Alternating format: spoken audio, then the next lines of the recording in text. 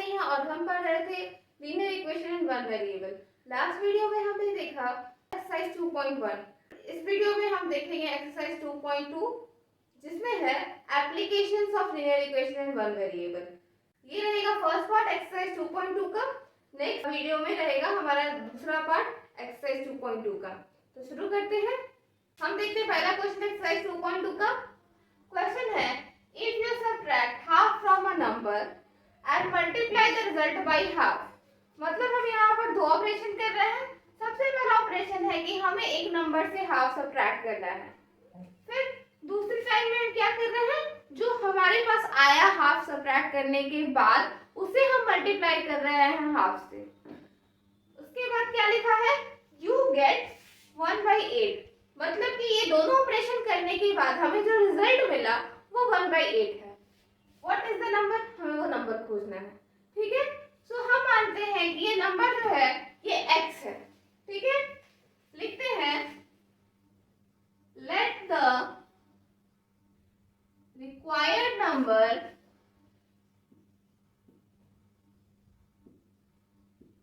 Is x। ठीक है, जो नंबर हमें चाहिए वो नंबर x है। अब हम क्या कर रहे हैं, number obtained after first operation. हमने पहला ऑपरेशन किया, इसके बाद हमें क्या मिला, हमें मिला x माइनस हाफ मिला, क्योंकि हमने पहले हाफ सब्ट्रैक्ट किया था तो हम वही कर रहे हैं, x में से हाफ को सब्ट्रैक्ट कर रहे हैं। क्या मिलेगा, x minus half. Next, number obtained after second operation. हमने किया सेकंड ऑपरेशन। सेकंड ऑपरेशन क्या है, जो इसका रिजल्ट आया इसे हमने हाफ से मल्टीप्लाई किया। तो फिर हम वही कर रहे हैं, half multiplied by x minus half. ये किया हमने। अब आप देखो रिजल्ट क्या मिल रहा है, 1/8। रिजल्ट जो आ रहा है वो तो 1/8 है। तो हम लिखेंगे अकॉर्डिंग टू क्वेश्चन। क्वेश्चन के अकॉर्डिंग क्या कह रहा है कि number obtained after second operation is equal to 1/8। Question के अकॉर्डिंग जो सेकेंड ऑपरेशन के बाद नंबर आ रहा है वो तो 1/8 है, बट हमारा कैलकुलेशन तो ये कह रहा है। तो इसका क्या मतलब हुआ, इसका मतलब हुआ कि ये वाला number half multiplied by x minus half is equal to 1/8। ठीक है, तो हम इसको लिख देते हैं। लिख क्या रहे हैं, half multiplied by x minus half is equal to 1/8। Question के अकॉर्डिंग यही हो रहा है। ठीक है, अब ये हमें मिल गया है लीनियर इक्वेशन के फॉर्म में। हम उसी तरह से सॉल्व करेंगे जैसे हम लास्ट वीडियो में करते थे। अगर आपने वो वीडियो नहीं देखा है तो जाकर देख लें, लिंक डिस्क्रिप्शन में दिया हुआ है। सो हम आगे क्या करते हैं, यहाँ पर हाफ है, हमें चाहिए x। तो हम सबसे पहले सारा टर्म्स को हटाएंगे x को छोड़ करके। सो इस हट को हटाने के लिए हम करेंगे 2 मल्टीप्लाई दोनों साइड में, बिकॉज यहाँ पर डिनोमिनेटर 2 है। ठीक है, सो हम करते हैं मल्टीप्लाइंग बोथ साइड्स बाय 2। दोनों साइड्स को हम 2 से मल्टीप्लाई करते हैं। क्या होगा, half multiplied by x minus half multiplied by 2 is equals to 1/8 multiplied by 2। क्या होगा, ये कैंसिल आउट, ये 4 टाइम्स में कैंसिल आउट। सो हमें मिल जाएगा x minus half is equal to 1/4। ठीक है, अब फिर हम इसे इधर ट्रांसपोज करेंगे। ट्रांसपोज करेंगे तो ये माइनस हो जाएगा प्लस में। ठीक है, बना के देखते हैं क्या हो जाएगा, x equals to 1/4 plus of 1/2। यहाँ पे आप रीजन लिख दीजिएगा, लिख देते हैं हम भी। ट्रांसपोजिंग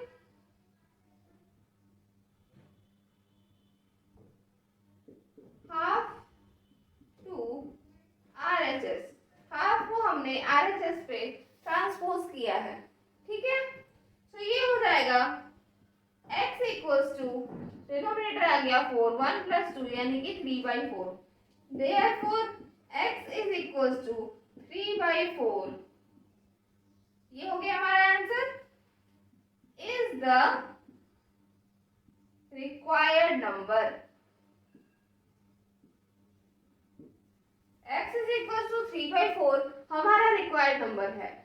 हम देखते हैं क्वेश्चन नंबर 2।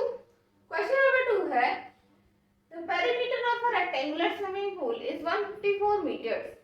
एक रेक्टेंगुलर स्विमिंग पूल है, ठीक है, इसका जो पेरीमीटर है ये 154 मीटर्स है। आगे its length is 2 metre more than twice its breadth, मतलब इसका जो लेंथ है वो 2 मीटर बड़ा है, कितना से, ट्वाइस इट्स ब्रेथ, यानी कि जो ब्रेथ है स्विमिंग पूल का इसको हम डबल कर देंगे तो उससे भी 2 मीटर ज्यादा है लेंथ उसका। क्वेश्चन पूछ रहा है what are the length and breadth of the pool. हमें निकालना क्या है, लेंथ और ब्रेथ ऑफ पूल। इस क्वेश्चन को हम दो तरीके से अप्रोच कर सकते हैं। पहला जो है वो ब्रेथ के टर्म्स में निकाल करके और दूसरा जो है वो लेंथ के टर्म्स में निकाल करके। तो दोनों ही केसेस में आपका आंसर सेम आएगा। हम देखते हैं इजीएस्ट वे और वो है ब्रेथ को बेस मान करके चलना, ठीक है। अगर आपको ये लेंथ के टर्म्स में भी चाहिए क्वेश्चन सॉल्व किया हुआ तो आप कमेंट कर दें, हम नेक्स्ट वीडियो में इसे सॉल्व कर देंगे दूसरे तरीके से भी। ओके, सो हमने माना let the breadth of the pool is b, ठीक है। हम मान रहे हैं breadth of the pool is b, therefore क्या हो जाएगा, length of the pool क्या हो जाएगा,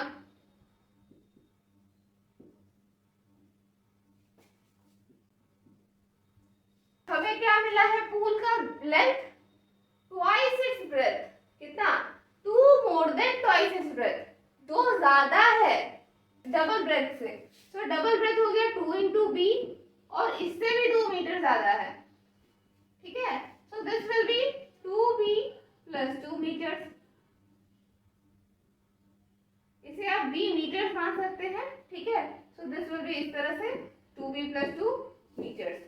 ओके, अब हमें क्या निकालना है, निकालना तो है हमें लेंथ और ब्रेथ, बट हमें जो एंटिटी दिख रही है यहाँ पर वो है पेरीमीटर, ठीक है। तो हम इसका निकालते हैं perimeter. Perimeter of the pool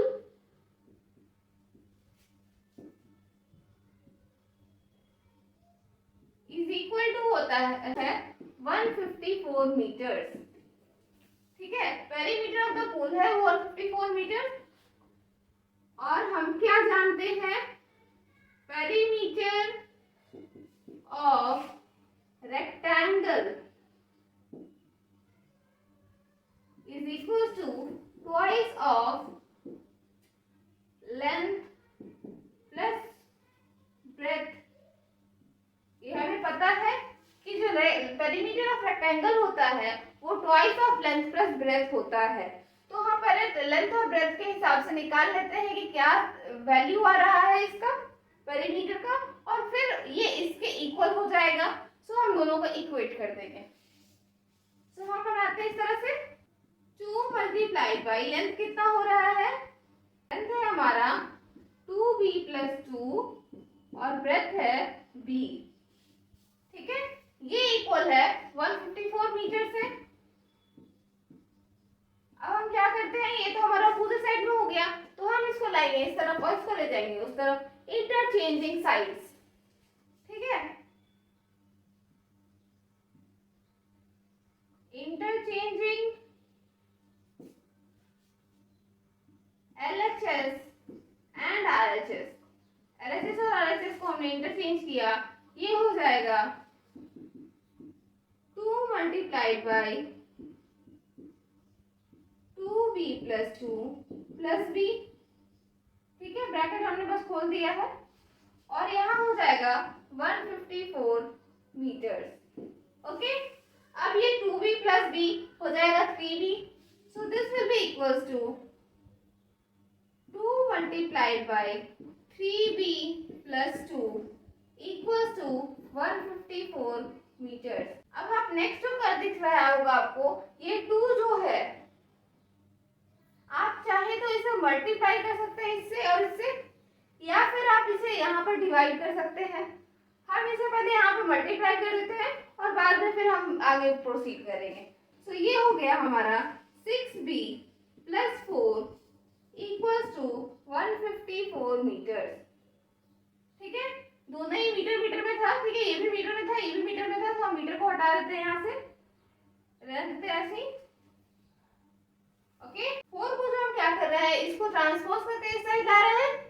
ठीक है, so this will be 6b equals to 154 minus 4. ठीक है, रीजन क्या है, ट्रांसपोजिंग 4 टू RHS. 4 को हमने RHS में ट्रांसपोज किया, ये हो जाएगा 6b इक्वल्स टू 150. ठीक है, अब क्या करेंगे, दोनों साइड्स को 6 से डिवाइड करेंगे तो हमारा b का वैल्यू निकल जाएगा. Dividing by 6 on both sides. ठीक है, 6 को दोनों साइड से डिवाइड किया, ये हो जाएगा 6b बाई 6 और ये हो जाएगा 150 बाई 6. ठीक है, 6 6 cancel, therefore b is equal to, ये सॉल्व कर लोगे तो हो जाएगा 25. ठीक है, तो यहाँ सॉल्व भी कर दूं मैं. 6 ये हो जाएगा 150, 2 टाइम्स में 12 30, 5 टाइम्स में 30. ठीक है, therefore b is equal to 25. b हमारा आ गया 25. अब हम इसकी मदद से लेंथ ऑफ द पूल भी निकाल लेंगे. ठीक है, तो ये हो जाएगा breadth is equal to b metres, यानी कि b का value 25, so this will be 25 metres and length will be equals to 2b plus 2, यानी कि 2 multiplied by 25 plus 2 meters, यानी कि ये हो जाएगा 50 plus 2 meters, यानी कि हो जाएगा ये 52 meters. सो हमारा ब्रेथ निकल गया 25 meters और लेंथ निकल गया 52 meters. हम देखते हैं क्वेश्चन नंबर 3. क्वेश्चन है The base of an isosceles triangle is 4 by 3 centimeter. एक isosceles triangle है जिसका बेस है 4 by 3 centimeter. The perimeter of the triangle is 4 whole 2 by 15 centimeter. तो जो perimeter है वो है 4 whole 2 by 15 centimeter. वो क्वेश्चन कह रहा है What is the length of either of the remaining equal sides? यानी कि हमसे जो मांगा जा रहा है वो पूछा जा रहा है कि जो बाकी का जो इक्वल साइड्स है उसका लेंथ कितना है. तो सबसे पहले हम लोग डिस्कस करते हैं आइसोसेलेस ट्रायंगल कैसा होता है. ये रहा एक आइसोसेलेस ट्रायंगल. ठीक है, इसमें आपको जो सबसे बेसिक चीज जो आपको पता होना चाहिए कि एक आइसोसेलेस ट्रायंगल में दो साइड इक्वल होते हैं. ठीक है, this side will be equal to this side और जो बच जाता है इसे हम कहते हैं बेस. ठीक है, अब हमें क्या दिया हुआ है, इसी बेस का लेंथ दिया हुआ है. ये दोनों हमें पता नहीं है और यही हमें निकालना भी है. इसके अलावा दिया हुआ है कि जो पूरा पेरीमीटर है इसका लेंथ दिया हुआ है. पेरीमीटर यानी कि this side plus this side plus this side. ठीक है, तो तीनों साइड मिला करके जो लेंथ होगा वो हमें दिया हुआ है. तो हम कैसे सॉल्व करेंगे इस क्वेश्चन को, देखते हैं. हम लेते हैं the length of the remaining equal sides is equal to x. ठीक है, लेट माना हमने the length of remaining equal sides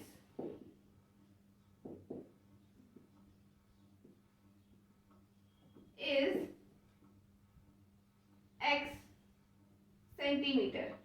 हमने माना कि एक साइड जो है ये x सेंटीमीटर का है.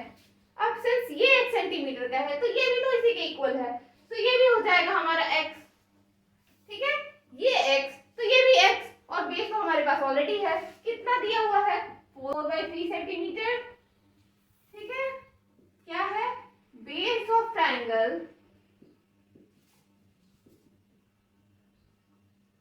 Is equal to 4/3 centimetre.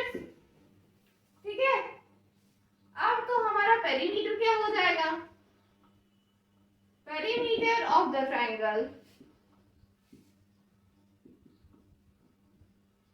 will be equal to 2 into x, जो इक्वल साइड है उसका लेंथ टोटल, या फिर आप ऐसे लिख सकते हो x प्लस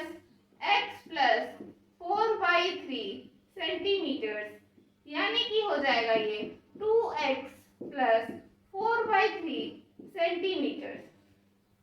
ठीक है, समझ आया। अब हम आगे बढ़ाते हैं। अकॉर्डिंग टू क्वेश्चन, क्वेश्चन क्या कह रहा है, क्वेश्चन कह रहा है कि पेरीमीटर ऑफ ट्रायंगल ये है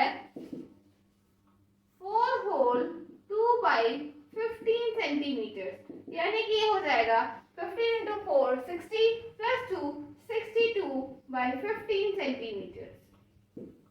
ठीक है, अब ये जो है यही तो इसके इक्वल है ना, ये भी पेरीमीटर है, ये भी पेरीमीटर है, दोनों ही इक्वल होगा। सो ये हो जाएगा हमारा 2x plus 4/3 equals to 62/15 centimetre. ठीक है, अब हम आगे से सॉल्व करते हैं। ये ब्रैकेट हम हटाते हैं यहाँ पर और 4/3 को हम इधर ट्रांसपोज करते हैं, तो क्या हो जाएगा, ये 2x equals to 62/15 minus 4/3। Reason हम दे देंगे, ट्रांसपोजिंग 4/3 टू RHS। 4/3 को हम RHS पे ट्रांसपोज करते हैं, क्या हो जाएगा, ये हो जाएगा 2x इक्वल्स टू डिनोमिनेटर हमारा हो जाएगा 15, 62 यहाँ का यही रह जाएगा और इधर हो जाएगा 15 डिवाइड बाय 3 5 मल्टीप्लाइड बाय 4 20, सो ये हो जाएगा 20। सो हमारा हो जाएगा 2x इज इक्वल्स टू 42/15। अब क्या करेंगे, दोनों साइड को 2 से डिवाइड करेंगे तभी तो हमारा x का वैल्यू निकलेगा ना। So dividing by 2 on both sides, दोनों साइड्स को हमने 2 से डिवाइड किया, क्या हो जाएगा 2x/2 equals to 42/15 multiplied by 2। ठीक है, ये 2 से कैंसिल आउट हो जाएगा, ये 2 21 टाइम्स में कैंसिल हो जाएगा। एक चीज और जो आपको यहाँ पर दिख रहा होगा, ये दोनों ही 3 से डिविजिबल है, सो ये कैंसिल हो जाएगा 5 टाइम्स में, ये हो जाएगा 7 टाइम्स में, आंसर आ जाएगा x का 7/5। सो हम देखेंगे लेंथ ऑफ जो हमारा इक्वल साइड आ गया वो कितना हो गया, therefore length of either of remaining equal sides is equal to x centimetre. ये हो जाएगा x का जो वैल्यू है वो है 7/5, तो ये हो गया 7/5 सेंटीमीटर। अब आप चाहे तो इसे ऐसे छोड़ सकते हैं या फिर आप इसको मिक्स फ्रैक्शन में भी चेंज कर सकते हैं। तो जब मिक्स फ्रैक्शन में इसे चेंज करेंगे तो ये हो जाएगा 1 होल 2/5 सेंटीमीटर। ओके, हम देखते हैं क्वेश्चन नंबर 4। क्वेश्चन 4 है sum of two numbers is 95। दो नंबर्स हैं हमारे पास, दोनों को जब हम ऐड करते हैं तो हमें मिलता है 95। If one exceeds the other by 15, find the numbers। आगे क्वेश्चन कह रहा है अगर एक आगे है दूसरे से 15 में, यानी कि दो नंबर है तो जरूरी तो नहीं है कि दोनों इक्वल होगा, एक बड़ा होगा एक छोटा होगा, तो जो बड़ा है वो कितने से बड़ा है, ठीक है, उसी टर्म के लिए हम कहते हैं एक्सीड्स, यानी कि जो छोटा वाला है वो कितने से छोटा है, या फिर जो बड़ा है वो कितने से बड़ा है, तो कितने से बड़ा है 15 से बड़ा है। ठीक है, तो क्या करना है, हमें नंबर्स निकालने हैं। ठीक है, तो दो नंबर होगा, माना x है y है, तो एक छोटा है एक बड़ा है। अगर मान लो ये बड़ा है, x मान लिया बड़ा है, तो x minus y equal to 15 होना चाहिए, है ना। या फिर आप इस तरह से बोलो कि अगर हमने y को लिया, ये छोटा नंबर है तो ये y है, तो x का वैल्यू होगा y प्लस 15 होगा। बड़ा वाला हमेशा छोटा से बड़ा होगा, कितना बड़ा होगा, 15 से बड़ा होगा। या फिर अगर हम x के टर्म्स में बनाते हैं तो जो छोटा वाला होगा वो कितना होगा, बड़े से छोटा होगा। कितना छोटा होगा, 15 छोटा होगा। तो सबसे पहले हमें ये क्लियर होना चाहिए इसे क्या मान रहे हैं। माना हमने छोटे वाले को कुछ माना तो बड़ा वाला उससे प्लस में आएगा, या फिर हमने बड़े नंबर को कुछ माना तो छोटा वाला जो होगा उससे कुछ माइनस में आएगा। ठीक है, तो यहाँ पर हम मानते हैं लेट द स्मॉलर नंबर, हम स्मॉलर नंबर को x मानते हैं। Let the smaller number is equal to x। हमने माना कि जो छोटा वाला नंबर है वो x है, ठीक है। देयरफॉर लार्जर नंबर, जो दूसरा नंबर है, या फिर आप इसको अदर नंबर भी लिख सकते हो, तो जो अदर नंबर होगा वो कितना होगा, ये इससे बड़ा ही होगा, छोटा वाले से तो बड़ा ही होगा। कितना बड़ा है, 15 बड़ा है, तो ये हो जाएगा x प्लस 15। समझ आया। अब हम आगे का पार्ट देखते हैं। सम ऑफ टू नंबर्स इज 95। इन दोनों का जो सम है ये 95 है। पहले हम इन दोनों का सम तो निकाल लेंगे कितना है। तो सम ऑफ द नंबर्स, दोनों का सम हो जाएगा x प्लस 15, ये हो जाएगा x प्लस 15, यानी कि हो जाएगा 2x प्लस 15। ठीक है, दोनों का सम निकालने पे हमें मिला 2x प्लस 15। बट क्वेश्चन क्या कह रहा है, क्वेश्चन कह रहा है sum of the numbers is equal to 95। Question के मुताबिक जो सम है वो तो 95 है, तो क्या ये दोनों इक्वल है?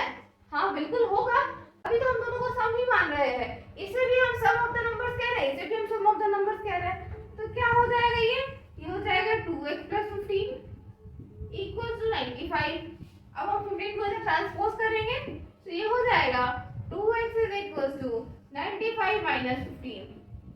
रीजन दे देंगे, ट्रांसपोजिंग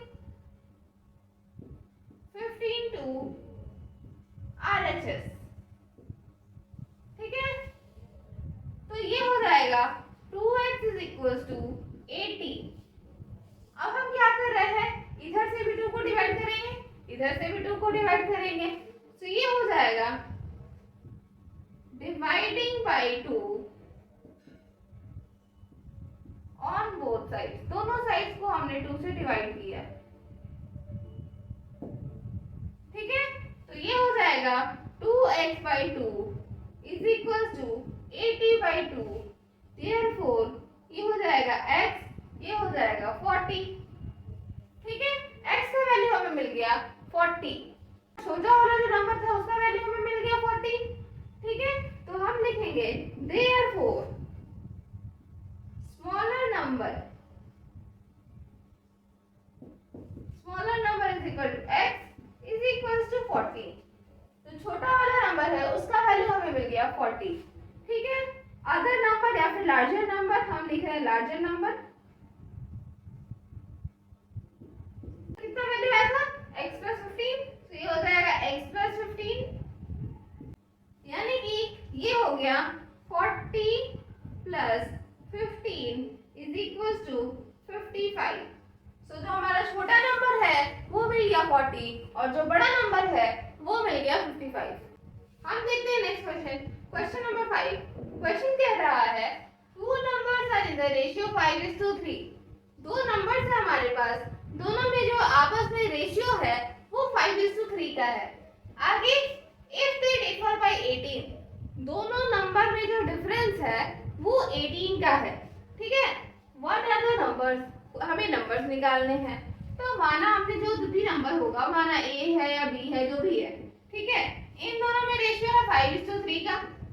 इस तरह से रेशियो है, यानी कि अगर a 5 होगा तो b 3 होगा, A अगर 10 होगा तो B 6 होगा।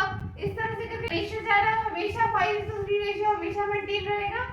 अब ये दोनों में अगर माना A 5 है B 3 है तो दोनों में डिफरेंस तो होगा ही ना। यहाँ पर जो डिफरेंस आ रहा है वो 2 है, बट क्वेश्चन के हिसाब से डिफरेंस क्या आ रहा है 18। ठीक है, तो जो भी डिफरेंस रहेगा उसके हिसाब से नंबर भी तो अलग अलग होंगे। ठीक है, तो पहला नंबर हमें जो भी मिलेगा दूसरा नंबर भी 5:3 रेशियो के हिसाब से ही मिलेगा। ठीक है, सो हम मानते हैं पहले कि लेट द फर्स्ट नंबर, अब आप देखो इसे हम x मान रहे हैं। ठीक है, इसे हम x मान रहे हैं तो यहाँ पर जो भी होगा ये 5:3 के रेशियो में होगा, तो इसका वैल्यू क्या हो जाएगा, ये हो जाएगा 3/5x। अब सिंस ये हमें मुश्किल पड़ता है बनाने में, तो हम क्या करेंगे, इसे हम डायरेक्ट मान लेंगे कि 5x है। एक नंबर को हम डायरेक्ट मान लेंगे कि ये 5x है। ठीक है, इस रेशियो से उठा करके। ठीक है, 5x हमने एक नंबर को डायरेक्ट 5x मान लिया। तो जो दूसरा नंबर होगा second number, therefore the second number is equal to क्या हो जाएगा, ये 5:3 रेशियो मेंटेन करेगा तो ये भी हो जाएगा 3x। ठीक है, पहला नंबर को हमने माना 5x, दूसरा को हमने माना 3x। अगर हम इसे x मानते तो हमें ये निकालना मुश्किल रहता है कि रेशियो के हिसाब से इसका वैल्यू क्या रहेगा, इसलिए हमने डायरेक्ट इसे माना 5x, इसे हमने माना 3x। ठीक है, अब क्वेश्चन क्या कह रहा है, दे डिफर बाय 18, दोनों का जो डिफरेंस है वो 18 है, बट हमें यहाँ डिफरेंस क्या मिल रहा है, difference is equal to 5x minus 3x equal to 2x। यहाँ पे हमें जो डिफरेंस मिल रहा है वो तो 2x के बराबर है। तो अकॉर्डिंग टू क्वेश्चन क्या है, अकॉर्डिंग टू क्वेश्चन है डिफरेंस इज इक्वल टू 18, दोनों के बीच का जो डिफरेंस है वो 18 का है। सो हम ये रिड्यूस कर सकते हैं कि 2x जो है, यहाँ पर जो डिफरेंस है यहाँ पर जो डिफरेंस है दोनों इक्वल होगा, सो 2x इज इक्वल टू 18। अब क्या करेंगे, दोनों साइड से 2 को डिवाइड करेंगे, dividing by 2 on both sides, दोनों साइड को हमने 2 से डिवाइड किया, ये हो जाएगा 2x/2, ये हो जाएगा 18/2, 2 कैंसिल, यहाँ से हो जाएगा 9 टाइम्स में कैंसिल, देयरफॉर x का वैल्यू आ गया 9। ठीक है, x का वैल्यू हमें मिला है 9, बट हमें नंबर्स का वैल्यू नहीं मिला है, तो हम निकालेंगे therefore first number is equal to 5x, 5x यानी कि 5 मल्टीप्लाइड बाय 9, क्योंकि x का वैल्यू तो 9 है, तो ये हो जाएगा हमारा 45। पहला नंबर हमारा आ गया 45, दूसरा नंबर निकालते हैं सेकेंड नंबर, या फिर अदर नंबर भी आप लिख सकते हो, 3x is equal to 3 multiplied by 9 equal to 27। ठीक है, तो दूसरा नंबर जो आएगा वो आ जाएगा 27। ठीक है, अब हम देखते हैं क्वेश्चन नंबर 6। क्वेश्चन नंबर 6 कह रहा है 3 consecutive integers add up to 51। सबसे पहले हम जानते हैं कि consecutive integers किसे कहते हैं। हमने लिया नंबर्स 2, 3, 4, आप इन्हें क्या कहोगे, बढ़ता हुआ नंबर, इंक्रीजिंग ऑर्डर में नंबर कह सकते हो, लगातार वाला नंबर मतलब कंटिन्यूअस नंबर आप कह सकते हो। कंटिन्यूअस नहीं, हम इसे कहेंगे कंसेक्यूटिव नंबर्स, यानी कि जो लगातार हो, यानी कि जैसे मान लो 14 तो नेक्स्ट आएगा इसके जस्ट बाद वाला यानी कि 15, इसके जस्ट बाद वाला 16, इसीलिए यहाँ इंटीजर्स भी कहा हुआ है। ठीक है, इंटीजर्स यानी कि तुरंत बाद वाला, तुरंत बाद वाला तो हमें इंटीजर्स पता ही है, जैसे हमने माना -1, तो -1 के बाद आपको तुरंत पता होगा कि -1 के बाद आता है 0, फिर आता है 1। तो अगर आप देखो कि कंसेक्यूटिव इंटीजर्स में हमेशा +1 +1 +1 चलता रहता है, हर जगह पे +1 +1 चलता रहता है। ठीक है, सो अगर हमने इसे माना x, इसे हमने माना x, तो ये क्या हो जाएगा x - 1,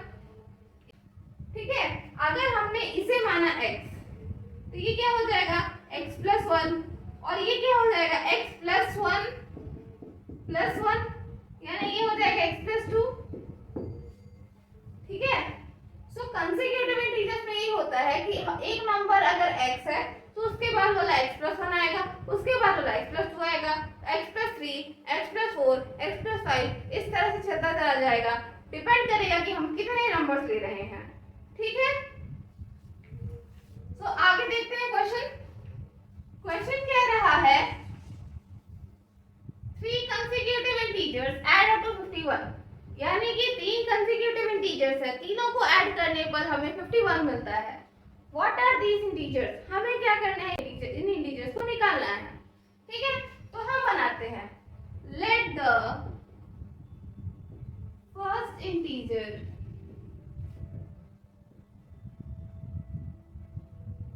is equal to x। माना हमने कि जो पहला इंटीजर है वो x है, therefore second इंटीजर क्या हो जाएगा, x+1 हो जाएगा। ठीक है, थर्ड इंटीजर क्या हो जाएगा, third integer equal to x+1 plus 1 यानी कि x+2।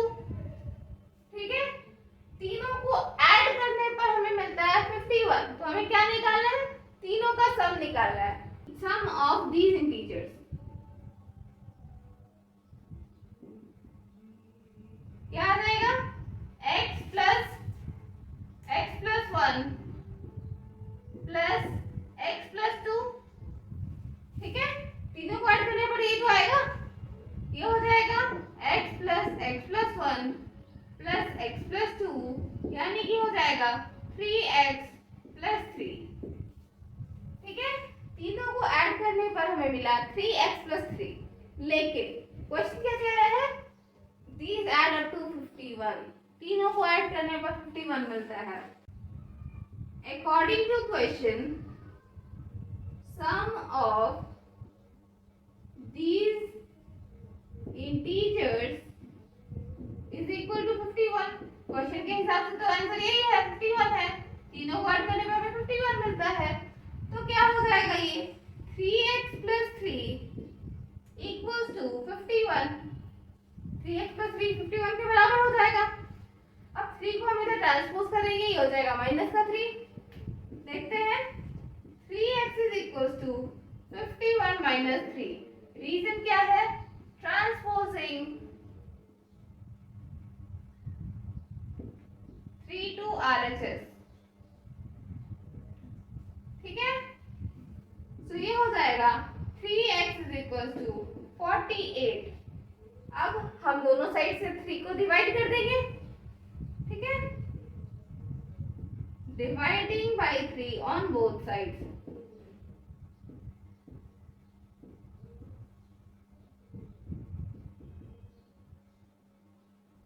ये हो जाएगा 3x by 3 equals to 48 by 3। ठीक है, 3 3 कैंसिल, इसको डिवाइड कर दो आप, या फिर आपको आता है तो आप कैंसिल भी कर सकते हो। तो इसका आंसर वैल्यू आ जाएगा 16। ठीक है, तो पहला इंटीजर हमारा निकल गया 16। ठीक है, therefore first integer is equal to x is equal to 16। ठीक है, second integer is equal to x plus 1 is equal to 16 plus 1 यानी कि हो गया 17। ठीक है, third integer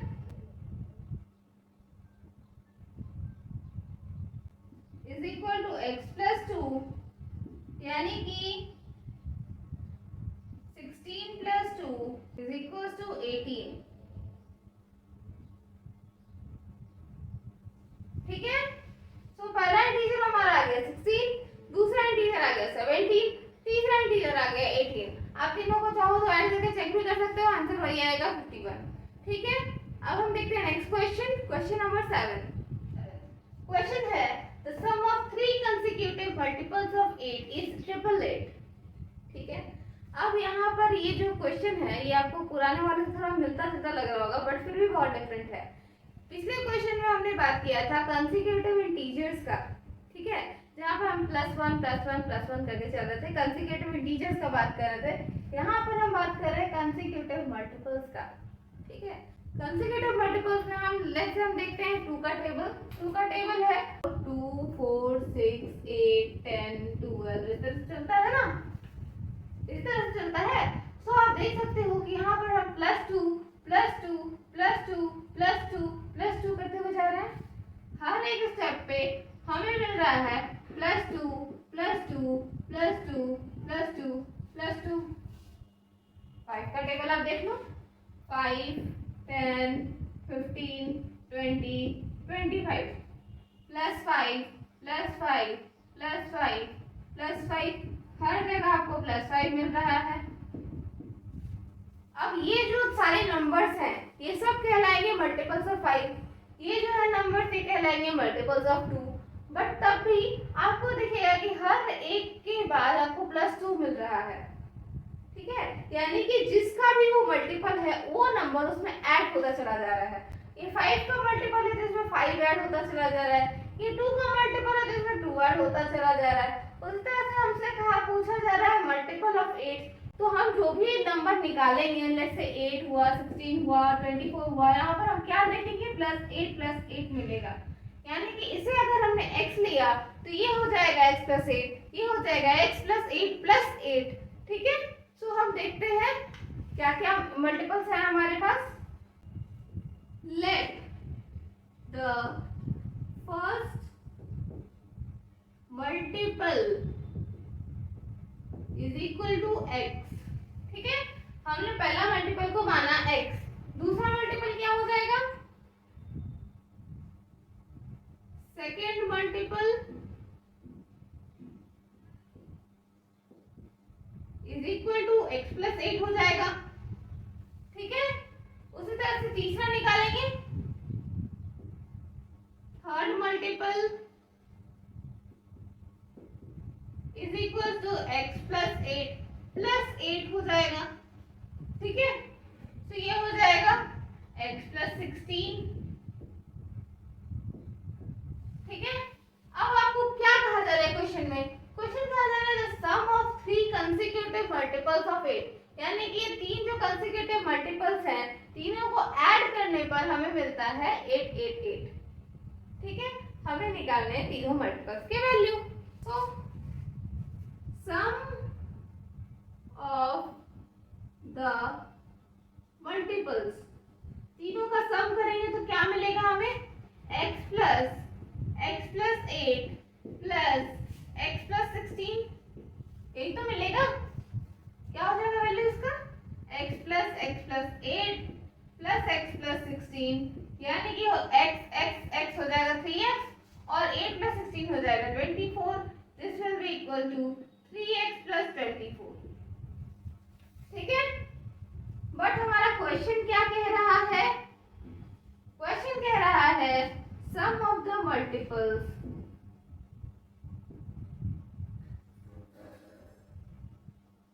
is equal to 888। जो तीनों का जो सम है कंसेक्यूटिव मल्टीपल्स का उसका है 888, बट उसका भी हमने वैल्यू निकाला, निकला 3x + 24। So this will be equal to 3x + 24 equals to 888, यानी कि ये हो जाएगा 3x, ये इधर से हमने ट्रांसपोज किया, ये हो जाएगा 888 - 24। रीजन डाल देंगे, ट्रांसपोजिंग 24 to RHS। ठीक है, so this will be equal to 3x is equal to, ये हो गया 4 6 8 864 हो गया ये। ठीक है, अब हम दोनों साइड को 3 से डिवाइड कर देंगे, so this will be equal to x equals to 864/3। Reason हम ऐसे लिख देते हैं, डिवाइडिंग बोथ साइड्स बाय 3।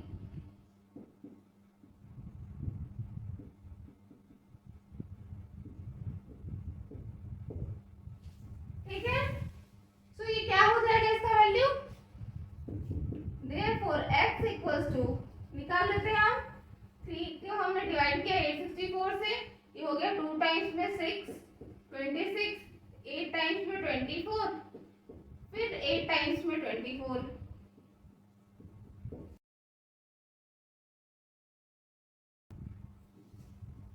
ठीक है, पहला मल्टीपल का वैल्यू हम निकाल लेंगे, 288 हो जाएगा। दूसरा मल्टीपल का भी निकाल लेंगे, तीसरा का भी निकाल लेंगे। सो हम निकालते हैं, therefore first multiple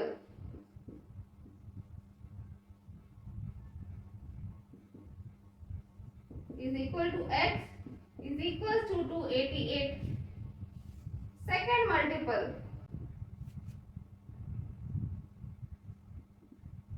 is equal to x plus 8, यानी कि 288 plus 8, ये हो जाएगा हमारा 296।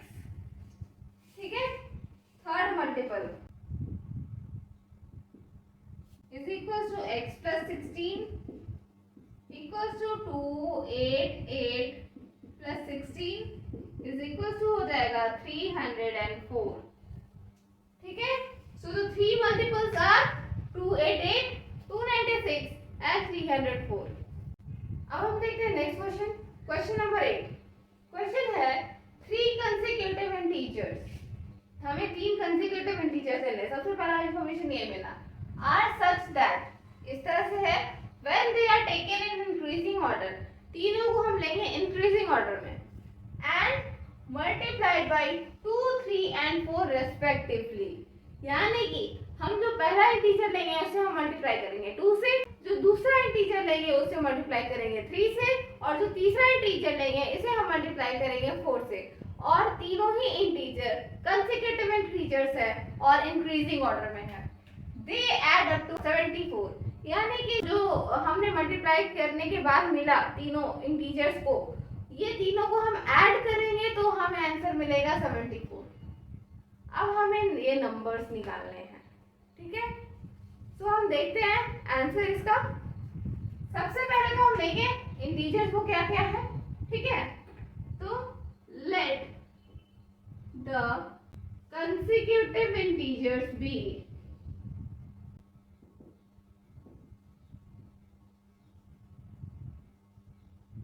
x, x plus 1 and x plus 2। Of course ये अगर आपको समझ में नहीं आया तो आप इससे पहले के पहले वाला क्वेश्चन आप देख सकते हो, उसमें भी हमने ऐसे ही किया था, हमने और दो अलग अलग लिखा था, इस बार हम डायरेक्ट लिख रहे हैं। ठीक है, सो x में है, x plus 1 है, x plus 2 है, और साफ दिख रहा है कि इंक्रीजिंग ऑर्डर में है। ठीक है, अब हम क्या करेंगे, मल्टीप्लाई करेंगे 2, 3 and 4 से। ठीक है, तो इंटीजर्स आफ्टर मल्टीप्लाइंग क्या हो जाएगा, integers after multiplying 2, 3 and 4 respectively is equals to, पहला हो जाएगा 2 multiplied by x, दूसरा हो जाएगा 3 multiplied by x plus 1, और तीसरा हो जाएगा 4 multiplied by x plus 2। ठीक है, so this will be equal to 2x 3x plus 3। ठीक है, and 4x plus 8। ठीक है, हमने क्या किया, ये जो तीनों कंसेक्यूटिव इंटीजर्स है तीनों को 2, 3 and 4 से रेस्पेक्टिवली मल्टीप्लाई कर दिया। ये हो गया 2x, ये हो गया 3x plus 3, ये हो गया 4x plus 8। ठीक है, अब sum of the resultant integers,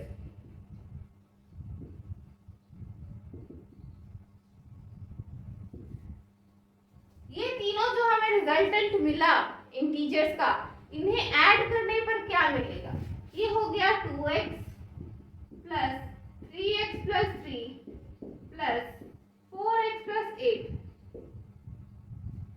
okay, this will be equal to 2x plus 3x plus 3 plus 4x plus 8। This will be equal equal to 9x plus 11। ठीक है, अब अकॉर्डिंग टू क्वेश्चन क्या है? According to question है sum of resultant integers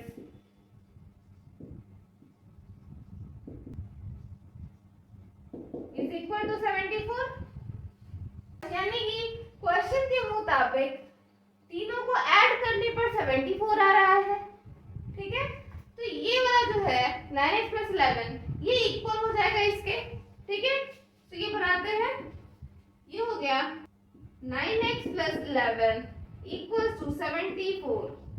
ठीक है, अब क्या करेंगे, 9x यही रह जाएगा, 11 को उधर ट्रांसपोज करेंगे, ये हो जाएगा 74 माइनस 11।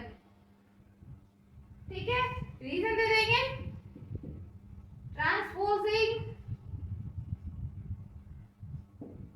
11 to RHS। ठीक है, क्या हो जाएगा ये 9x इक्वल्स टू 63। ठीक है, अब दोनों साइड को डिवाइड किया 9 से, x is equals to 63 by 9। Reason भी देते हैं, डिवाइडिंग बोथ साइड्स बाई 9। ठीक है, दोनों साइड्स को 9 से डिवाइड किया, x का वैल्यू आ जाएगा 7। ठीक है, x का वैल्यू कितना आ गया, 7 आ गया। सो कंसेक्यूटिव इंटीजर्स का वैल्यू क्या आ जाएगा, 7, 7 प्लस 1 एंड 7 प्लस 2। ठीक है, therefore consecutive integers equals to x, x plus 1 and x plus 2, यानी कि 7, 7 plus 1 and 7 plus 2। ठीक है, so this will be equal to 7, 8, 9। ठीक है, 7, 8 and 9 are the required integers। अब हम देखते हैं नेक्स्ट क्वेश्चन नंबर 9। क्वेश्चन है the ages of Rahul and Harun are in the ratio of 5:7। Rahul और हरुण है, दोनों के एजेस का रेशियो 5:7 है। यानी कि अगर राहुल का एज 5 इयर्स है तो हरुण का 7 इयर्स है। अगर राहुल का एज 10 इयर्स है तो हरुण का 14 इयर्स है। अगर राहुल का एज 15 इयर्स है तो हरुण का 21 इयर्स है। इसी तरह से आप आगे और जा सकते हो।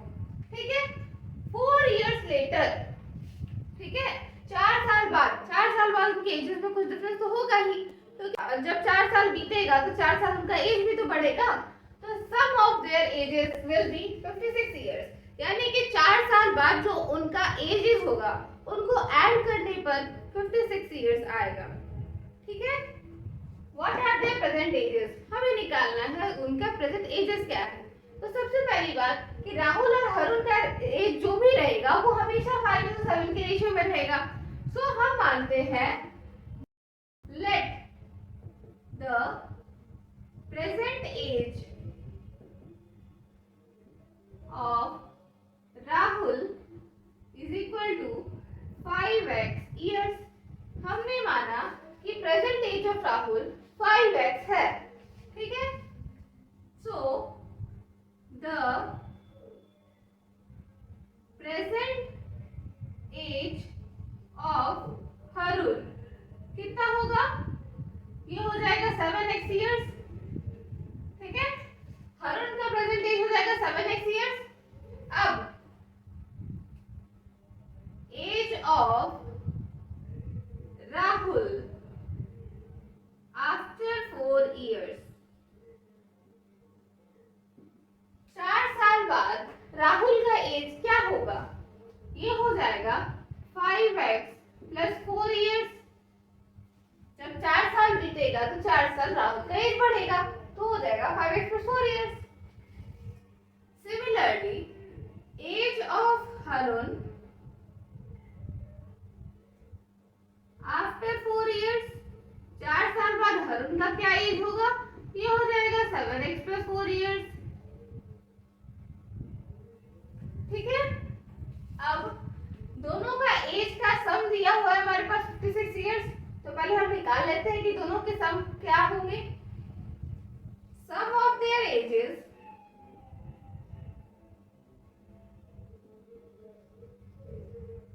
आफ्टर 4 ईयर्स, 4 साल बाद उनके एजेस के सम क्या होंगे, ये हो जाएगा 5x प्लस 4 प्लस 7x प्लस 4 ईयर्स, यानी कि ये हो गया 5x प्लस 4 प्लस 7x प्लस 4, यानी कि हो गया 12x प्लस 8, यानी कि 4 साल बाद दोनों का एज को जब हम ऐड करेंगे तो हमारे पास आएगा 12x plus 8 years. But according to question क्या है, अकॉर्डिंग टू क्वेश्चन है sum of their edges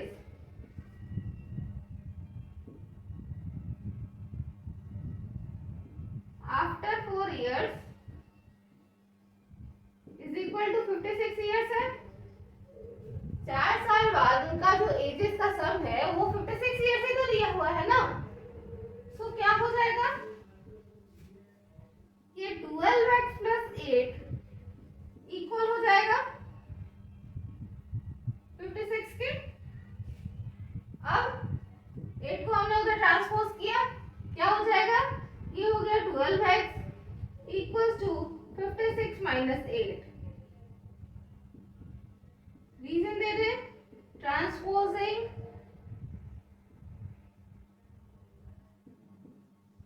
8 to RHS, 8 को हमने RHS पे ट्रांसपोज किया, क्या हो जाएगा, ये हो गया 12x is equal to 48।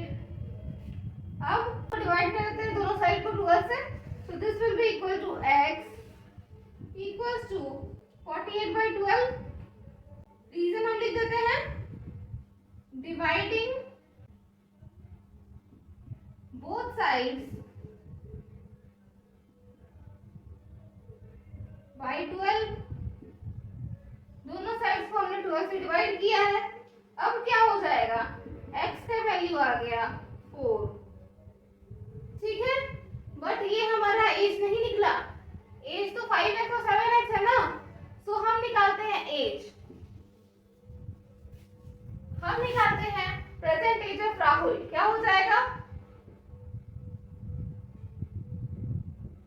Present age of Rahul is equal to 5x years, यानी कि 5 इंटू 4 ईयर्स, यानी कि 20 ईयर्स। अभी का राहुल का एज 20 ईयर्स है। ठीक है, आगे निकालते हैं प्रेजेंट एज ऑफ हरुण।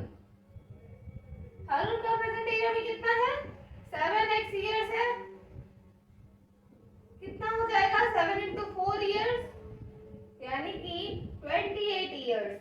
अभी हरुण का 28 ईयर्स है। ठीक है, तो आज के लिए बस इतना ही, आगे के बचे हुए क्वेश्चंस हम करेंगे नेक्स्ट वीडियो में। अगर आपको ये वीडियो पसंद आया तो इसे लाइक करें, कमेंट करें और अपने फ्रेंड्स के बीच में शेयर करें। अगर आपको ये वीडियो पसंद नहीं आया तो वो भी आप टाइप कर सकते हैं। इसके अलावा अगर आपको कोई एग्जाम्पल्स का सोल्यूशन चाहिए, एक्सप्लेनेशन चाहिए, तो आप वो भी टाइप कर सकते हैं कमेंट्स में। Thank you.